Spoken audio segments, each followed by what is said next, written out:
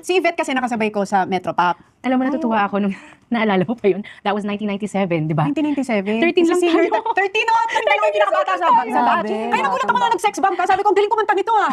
Kasi pala, from singing, gusto mo ring matuto sa dancing. Oo. At least may iba kang talent, may iba kang skills na mapapakita. Paano ka napasok ng sex bomb? Nagkaroon ng singing contest sa Itbulaga. Yung Ikaw at Yeah. Echo. After 2 months, hindi ko makakalimutan si Ate Joy, tinawagan ako. Inaalok ako kung gusto ko daw maging part ng sex bomb. Yvette, ikaw, ano natutunan mo dun sa era ng buhay mo nang yun? I think yung pagiging matibay din kasi talaga. Pagiging professional. Kasi right now, di ba, ibang buhay ko sa Canada. Pero parang, mas madali pa rin to compared dati na talagang walang tulog. Paano ka na-convince na lumipat ng Canada 10 years ago? Kasi mahirap yun, iiwan mo Mahirap Pilipinas. yun. Talaga, ang tagal. Matagal akong kinonvince ng asawa ko from 2006. 2015 lang ako nag-move. Bakit? Kasi sabi ko, ano gagawin ko sa Canada? Di ba, hindi naman makakanta doon or ganyan. Parang lahat negative talaga. So, na-convince niya ako after 2 beses na akong muntikang mamatay dito.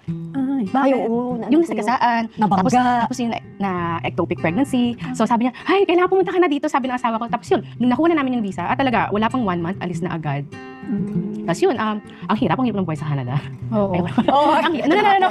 Tissue. No, pero kasi, talagang kung hindi din ako naging matibay dito, hindi ko kakayanin doon. Iba yung ibang bansa, di ba? Iba. Like, ang dami kong naranasan kasi discrimination, yung pagiging racist, yung ibang tao, di ba? Kasi una kong work doon is, nagkahera ako, naglinis ng banyo.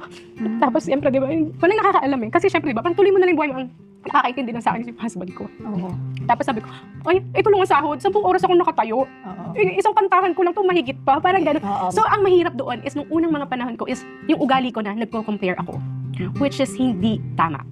So, kapag nag-ibang bansa ka, iwan mo lahat kung anong meron ka dito and mag-start ka sa simula. Para kang nag-start from zero. Yes. So, yun yung sobrang hirap na yun sa trabaho. Nag-decide ako na makapag-aral. Ayun, so nakagraduate ako doon sa Canada, Accounting and Payroll Administrator.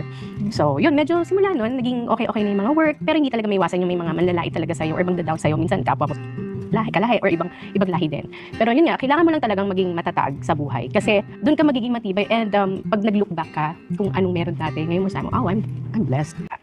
Pasalamat ako sa Diyos talaga. Oo, di ba naging saying yun? Hindi tayo pinalaki ng sex bomb para Para bumawi. Para bumawi sa buhay. Laging laban-laban lang.